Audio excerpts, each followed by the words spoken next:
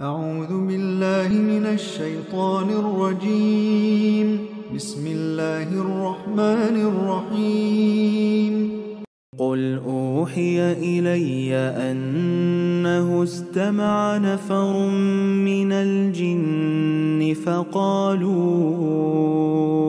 إنا سمعنا قرآنا عجبا يهدي إلى الرشد فآمنا به ولن نشرك بربنا أحدا وأنه تعالى جد ربنا ما اتخذ صاحبة ولا ولدا وأنه كان يقول سفيهنا على الله شططا وأنا ظننا أن لن تقول الإنس والجن على الله كذبا وأنه كان رجال من الإنس يعوذون برجال من الجن فزادوهم رهقا وأنهم ظنوا كما ظننتم أن لن يبعث الله أحدا وأنا لمسنا السماء فوجدناها ملئت حرسا شديدا وشهبا وأنا كنا نقعد منها مقاعد للسمع فمن يستمع الآن يجد له شهابا رصدا وأنا لا ندري أشر أريد بمن في الأرض أم أراد بهم ربهم رشدا وأنا منا الصالحون ومنا دون ذلك كنا طرائق قددا وأنا ظننا أن لن نعجز الله في الأرض ولن نعجزه هربا وأنا لما سمعنا الهدى آمنا به فمن يؤمن بربه فلا يخاف بخسا ولا رهقا وأنا منا المسلمون ومنا القاسطون فمن أسلم فأولئك تحروا رشدا وأما القاسطون فكانوا لجهنم حطبا وأن لو استقاموا على الطريقة لأسقيناهم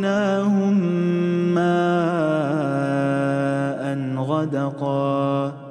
لنفتنهم فيه ومن يعرض عن ذكر ربه يسلكه عذابا صعدا وأن المساجد لله فلا تدعوا مع الله أحدا وأنه لما قام عبد الله يدعوه وأنه لما قام عبد الله يدعوه كادوا يكونون عليه لبدا قل إنما أدعو ربي ولا أشرك به أحدا قل إني لا أملك لكم ضرا ولا رشدا قل إني لن يجيرني من الله أحد ولن أجد من دونه ملتحدا إلا بلاغا من الله ورسالاته ومن يعص الله ورسوله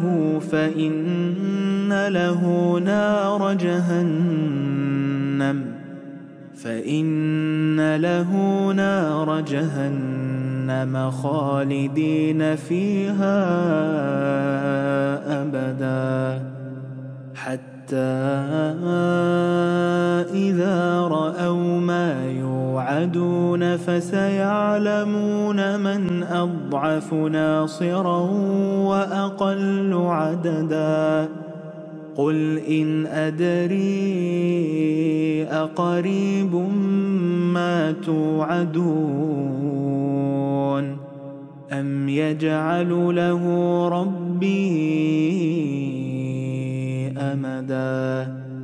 عالم الغيب فلا يظهر على غيبه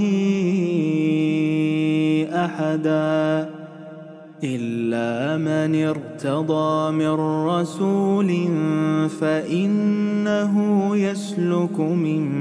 بين يديه ومن خلفه رصدا ليعلم أن قد أبلغوا رسالات ربهم وأحاط بما لديهم وأحصى كل شيء عددا أشهد أن